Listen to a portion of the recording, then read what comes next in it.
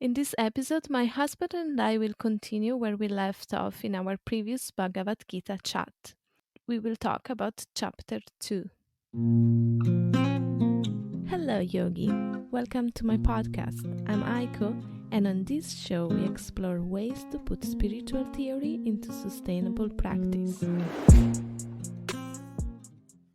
Welcome again, my dear Syamananda. Thank you so much. It's an honor to be here. As usual, it's also my honor to have you here. So let's dive into chapter 2. Can you just introduce us to chapter 2 of the Bhagavad-gita? Yes. So chapter 2 is the first chapter in the Bhagavad-gita where Krishna starts to speak for real. He only says maybe 4 words in the first chapter. Very important words, but not very elaborate.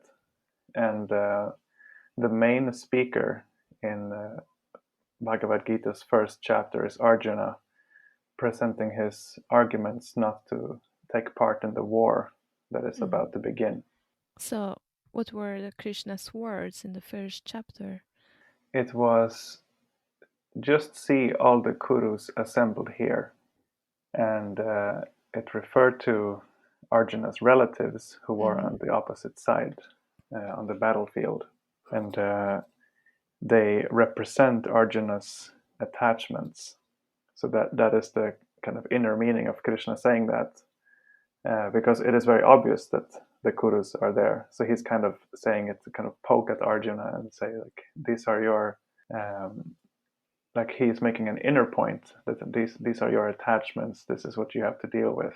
Yeah, so maybe we can do a very brief recap from chapter 1, just to explain to maybe someone didn't hear the first episode what is happening in chapter 1.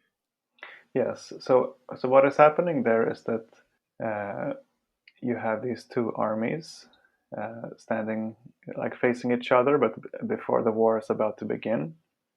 Like in these times, the wars were very structured and kind of civilized. Like they wouldn't fight until like the signal had come, and also like in the evenings, for example, they would stop and they could even go and associate with one another on the opposite sides, and then go back the next day and continue fighting. There's actually been similar things happening in more recent wars, like in World War One. In Germany, there were like opposing sides, like playing soccer at night, and then going back to fight each other. But when the like leaders on the respective sides found out, they put a stop to this, like, and said it's like we can't risk such things. But there are actually even photos of kind of how happy they were when they can just kind of play at night. So it was the same.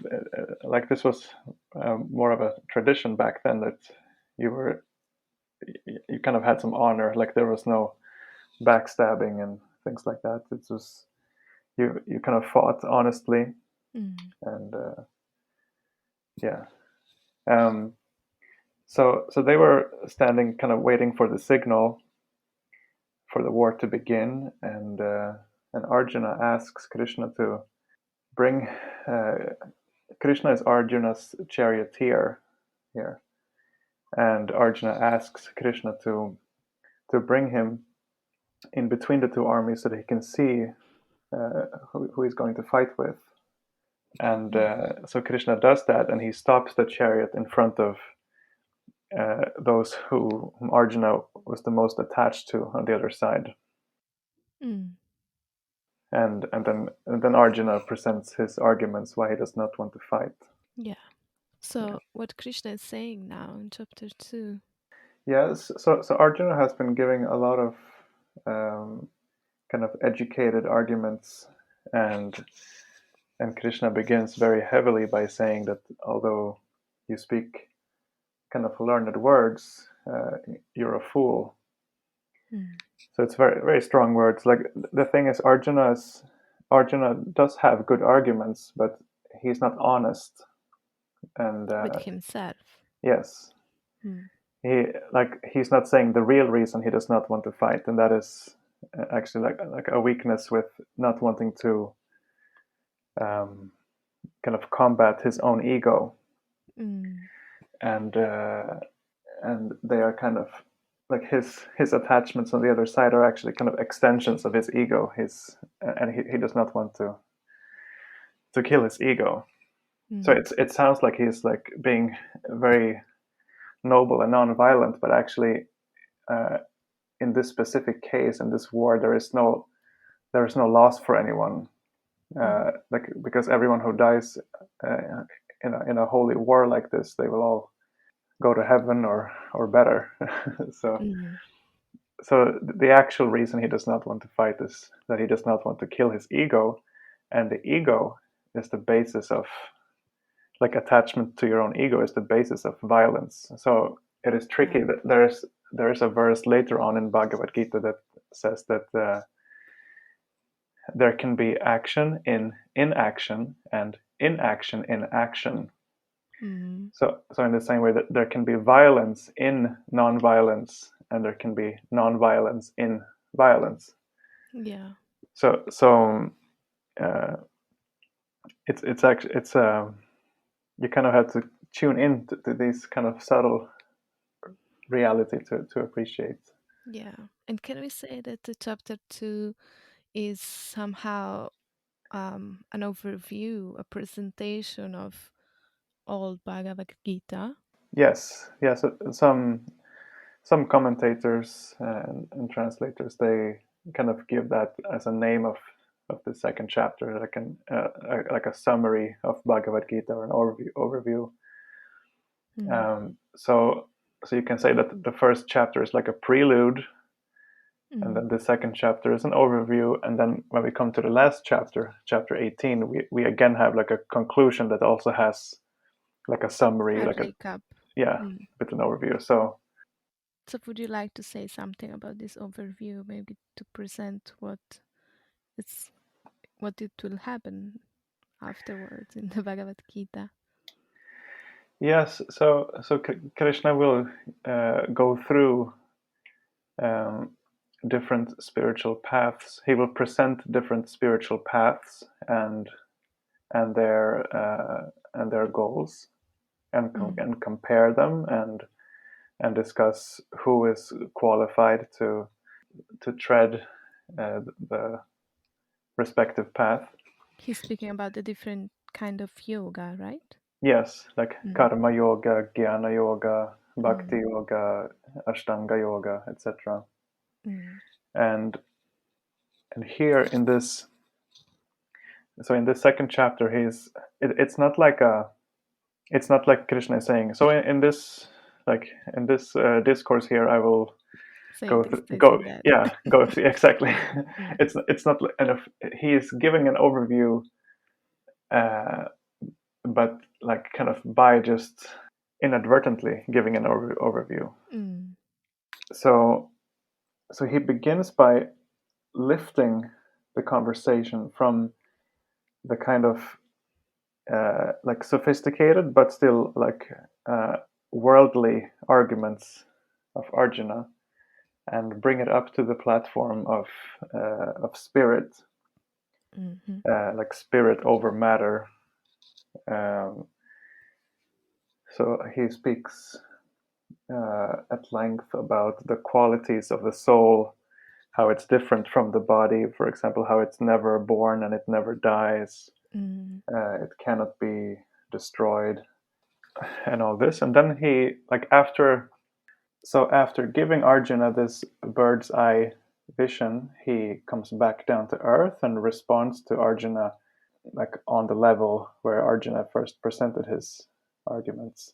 Mm. And he says like while Arjuna is kind of saying that it would be irreligious to fight, Krishna is showing him uh, that actually it would be irreligious not to fight. Mm. And And interestingly, like you asked me about this chapter a couple of days ago, so I was listening to Class. yeah to a class by our spiritual teacher Swami Tripurari, and he was talking about these things, and he mentioned that he had just written an article on violence and non-violence in the Bhagavad-gita. And then just the day after, yesterday, that same article, which was like the class I was listening to was from 20 years ago, and yesterday this article that he mentioned was reposted on a website That's that super interesting. yeah. So tell us a little bit more about this article. Yes, so the first point that Swami makes there is that although Bhagavad Gita is played out on a battlefield, Krishna brings up the concept of ahimsa several times, and he shows like at what parts of Bhagavad Gita this concept comes up, and Which is non-violence, for yes, those who don't know. yes, thank you. Sorry. Um, and in one of the places where he discusses or where he mentions nonviolence is when he talks about forms of knowledge. So he lists ahimsa, nonviolence, as a form of knowledge. Okay.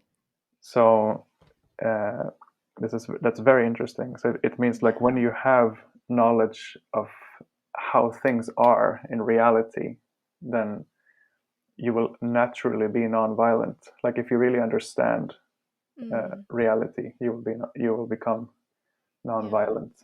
So like that is, for example, understanding these things that about the ego, about objectification of others. So like if you understand those things, then you will act accordingly, and you will become nonviolent. For real, not just Yes, acting. exactly, Yeah. exactly. You will understand it at the root. So would you say that, like, a summary of chapter 2 is that like the concept of being non-violent for real from inside? Yes, like that you could say is actually the kind of topic of the whole Bhagavad Gita, which is like again like paradoxical because it is on a battlefield. Yeah. But it's about actually becoming non-violent in the real sense of the term.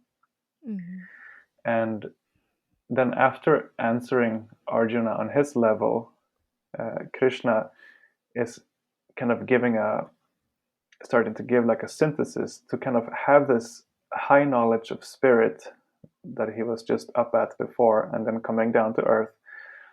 But then, like let's say, even if we have knowledge about the spirit,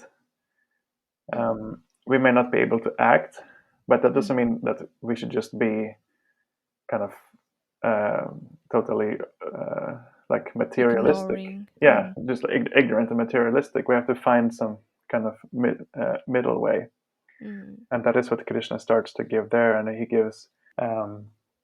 he starts to teach about how to kind of act within the realm of karma, but in such a way that you eventually transform and become liberated, and not further entangled.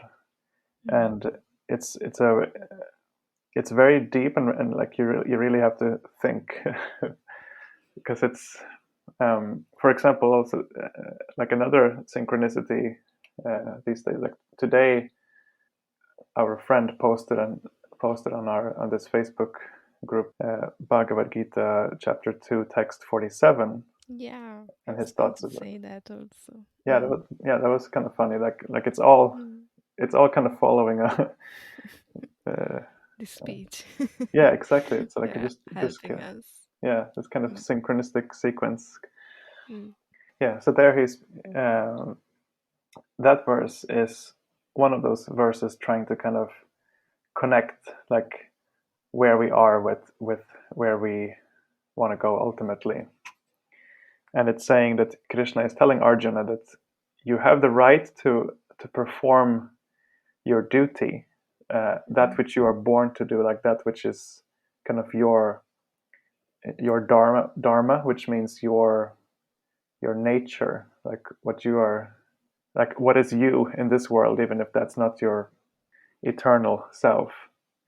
You have the right to perform that, but do not be attached to the result of your work, and do not see yourself as the cause of the result. And that's very much related with karma yoga, right?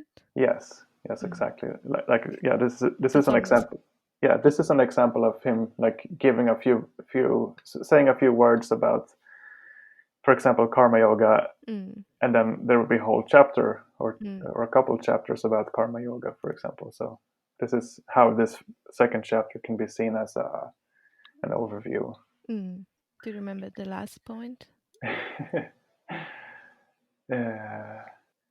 Oh yes, never be attached to not doing your duty, because like if we hear that we have the right to perform our duty, like to act according to our nature, but not but we should not consider ourselves entitled to the fruits of our action, and we should not consider ourselves the cause of the results of our activities, even though it may seem like it. But then we may ask, but then why should we do anything? so therefore Krishna says, never be attached to not doing your duty. Because and this is kind of cryptic, but it's kind of like a secret to kind of gradually transcend our material personality, while still engaging with it. Very beautiful. Thank you. Thank you too. Okay, so I think we are done for chapter 2, and see you for chapter 3 next time in 20 days. No, in 2 weeks. Yes. I hope this episode fulfilled its purpose of inspiring you. If you like it, feel free to share it, give a review or a rating, subscribe. And if you have any questions, please get in touch at aikoyogareiki.com. Namaste.